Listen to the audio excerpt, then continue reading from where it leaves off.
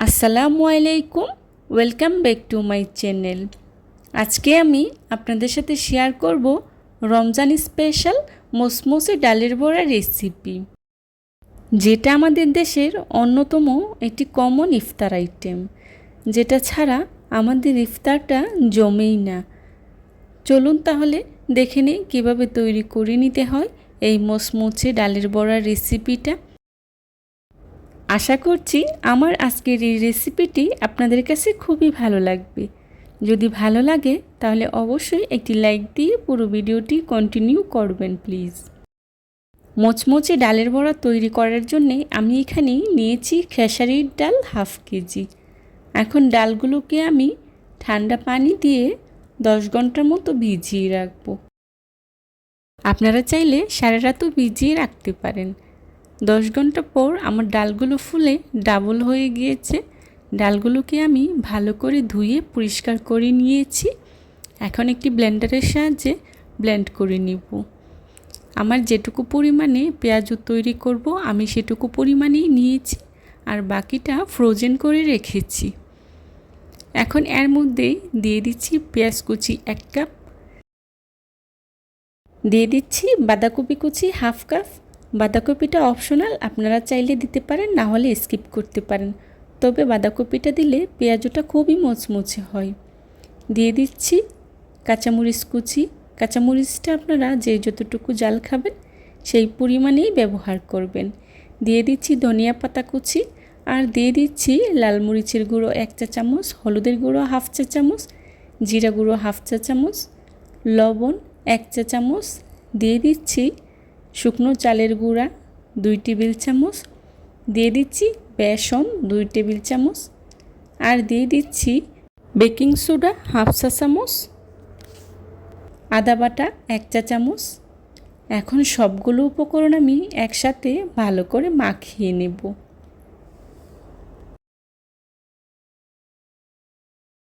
আমার আজকের এই রেসিপিটি আপনাদের কাছে যদি ভালো লেগে থাকে তাহলে অবশ্যই একটি লাইক দিয়ে আমার পুরো ভিডিওটি কন্টিনিউ করবেন প্লিজ। আমার পেঁয়াজুর মিশ্রণটা তৈরি হয়ে গিয়েছে। দেখুন আমি হাত দিয়ে খুব ভালো করে মাখিয়ে নিয়েছি। এখন পেঁয়াজু তৈরি করে নেব। পেঁয়াজু তৈরি করার জন্যে চুলায় একটি প্যান বসিয়ে পরিমাণ মতো তেল গরম করে নিয়েছি। এখন পেঁয়াজুর মিশ্রণ থেকে অল্প অল্প করে নিয়ে তেলের মধ্যে দিয়ে দিব। আমি এখানে পেঁয়াজগুলোকে ডুবো তেলে ভেজে নিচ্ছি। আপনারা চাইলে অল্প তেলেও ভেজে নিতে পারেন। আমি এখানে ছোট সাইজের পেঁয়াজু তৈরি করে নিচ্ছি। আপনারা আপনাদের মতো তৈরি করে নিতে পারেন। আমার পেঁয়াজগুলো ফুলে অনেকটাই বড় হয়ে যাবে, তাই আমি ছোট ছোট করে দিয়ে দিচ্ছি। আমার সবগুলো পেঁয়াজু দেওয়া হয়ে গিয়েছে।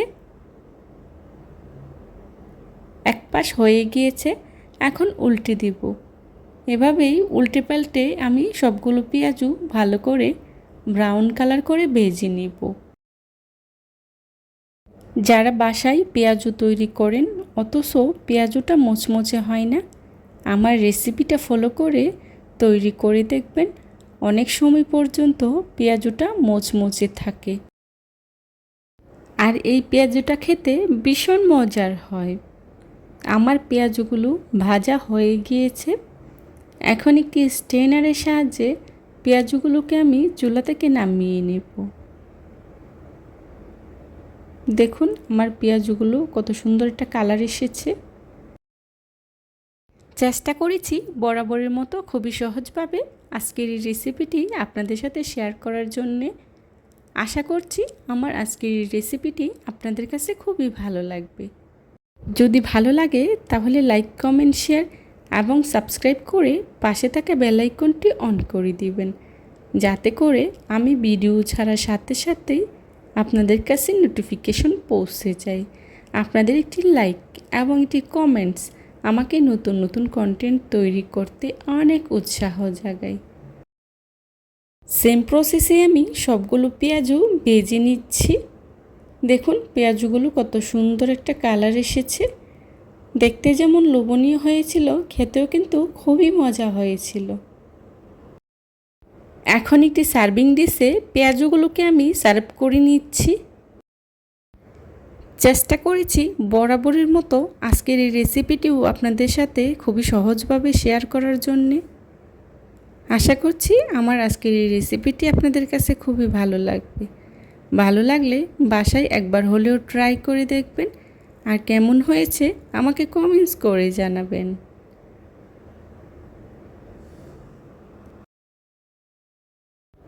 এ ধরনের সব ঘরোয়া এবং মজার মজার রেসিপি পেতে আমার চ্যানেলটি ভিজিট করে আসবেন প্লিজ। আর যারা এখনও আমার চ্যানেলটি সাবস্ক্রাইব করেননি, প্লিজ আমার চ্যানেলটি সাবস্ক্রাইব করে আমার পাশে থাকবেন। আর আমার পুরনো বন্ধুদেরকে জানাই অসংখ্য ধন্যবাদ। যারা আমার আজকের এই রেসিপিটি আমার ফেসবুক পেজ থেকে দেখছেন, অবশ্যই আমার ফেসবুক পেজটা ফলো করে একটি লাইক দিয়ে আসবেন প্লিজ। যারা এতক্ষণ ধৈর্য সহকারে আমার ভিডিওটি দেখেছেন তাদেরকে জানাই অসংখ্য ধন্যবাদ। আমার পরবর্তী নতুন একটা রেসিপি দেখার আমন্ত্রণ জানিয়ে আজকের মতো এখানেই বিদায় নিচ্ছি। সবাই ভালো থাকবেন, সুস্থ থাকবেন। আল্লাহ হাফেজ। আসসালামু আলাইকুম।